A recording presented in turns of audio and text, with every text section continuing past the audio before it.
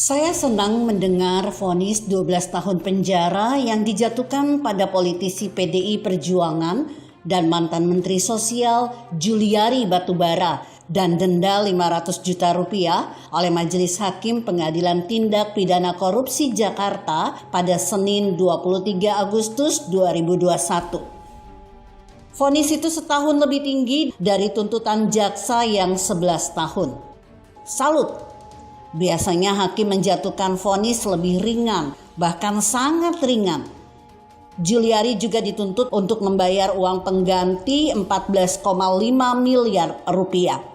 Selain itu, majelis hakim menjatuhkan pidana tambahan berupa pencabutan hak politik, berupa dipilih dalam jabatan publik selama 4 tahun setelah terdakwa selesai menjalani pidana pokok.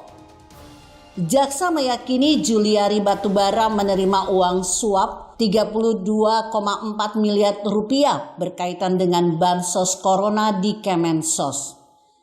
Saya dan kiranya kita semua lega mendengarnya. Meski demikian, sesuai prosedur pengadilan, Juliari berhak mengajukan banding dan kasasi.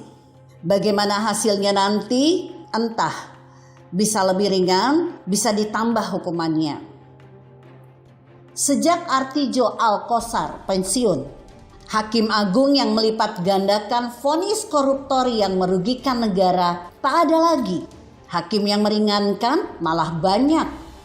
Hukum jadi bisnis miliaran rupiah.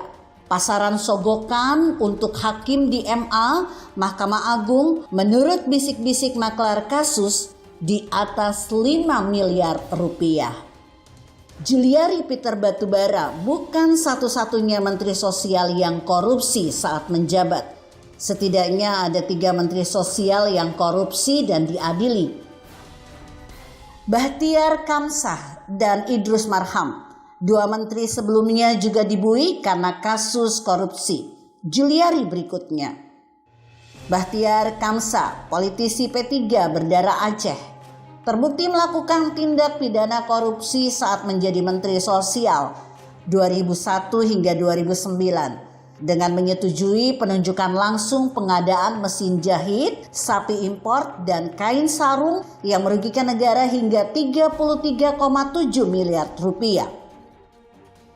Pada Selasa 22 Maret 2011, laman kompas.com memberitakan Majelis Hakim Pengadilan Tindak Pidana Korupsi memvonis mantan Menteri Sosial Bahtiar Kamsah dengan hukuman 1 tahun 8 bulan penjara dengan denda 50 juta rupiah.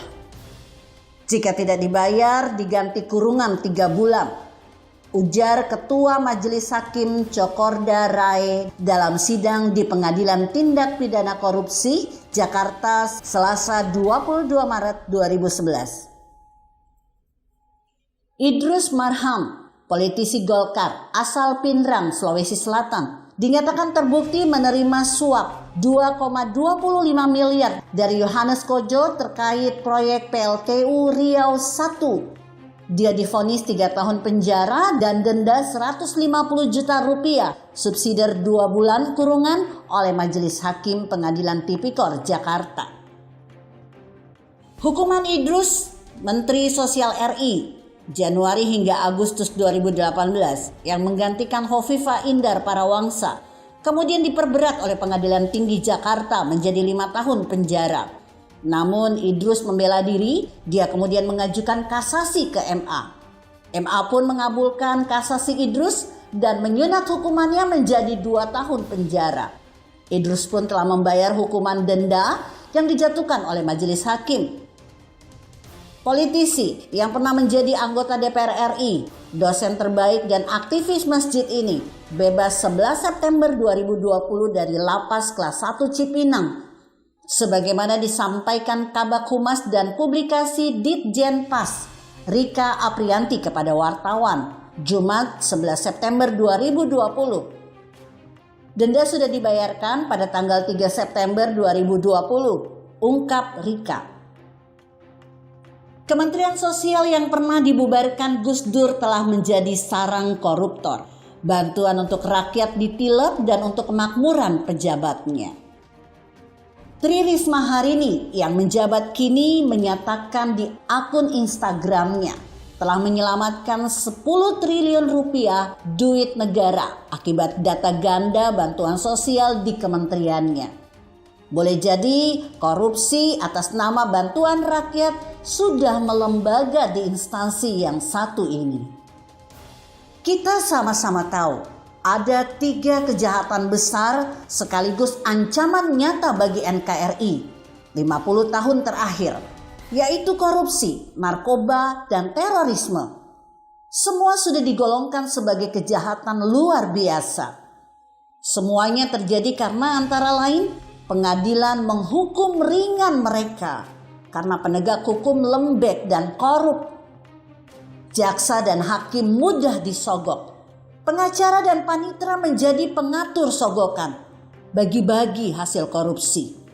Para penegak hukum dan aparat merosot moralnya karena atasan mereka korup, pejabat dan politisi korup, sehingga bawahan dan masyarakat ikut meniru. Kritis politik di Afghanistan, Ashraf Ghani yang mengakibatkan eksodus rakyatnya ke luar negeri sedang menjadi sorotan dunia hari-hari ini terjadi. Karena tentara kehilangan moral dan keyakinan bisa memenangi perang melawan Taliban. Karena pemimpin mereka korup. Presiden Afghanistan kabur membawa uang bermobil-mobil dengan dalih menghindari pertumpahan darah. Tapi sebenarnya hilang nyali untuk berhadapan dengan militansi kaum radikal yang sudah tercuci otak, hidup dan mati. Para penegak hukum, ketahuilah, negara ini bisa rusak, NKRI bisa pecah bila hukum tidak ditegakkan, bila koruptor dihukum ringan. Apa yang dilakukan Majelis Hakim Tipikor Jakarta kepada politisi PDIP Juliari Batubara kemarin sudah benar. Semoga hakim-hakim di pengadilan lain memberikan vonis yang sama kerasnya kepada para pelaku koruptor umumnya, selain kepada bandar narkoba dan teroris. Semoga di pengadilan lebih tinggi memberikan dukungan, sehingga tidak ada kesan sandiwara hukum. Vonis di pengadilan negeri tegas dan keras. Sedangkan di pengadilan tinggi dan di Mahkamah Agung merosot, dapat diskon, tidak ada efek jera bagi koruptor. Menjadi drama hukum yang menipu rakyat dan berurat akar serta melembaga selama ini. Ketahuilah para penegak hukum, rakyat menyaksikan. Artikel ini ditulis oleh Supriyanto Martosuwito dengan judul Berharap lebih banyak hakim tegas dan diposting redaksi Indonesia.com. Jika Anda berpendapat lain, berikan komentar Anda di kolom komentar. Saya Emma, Karisma 90.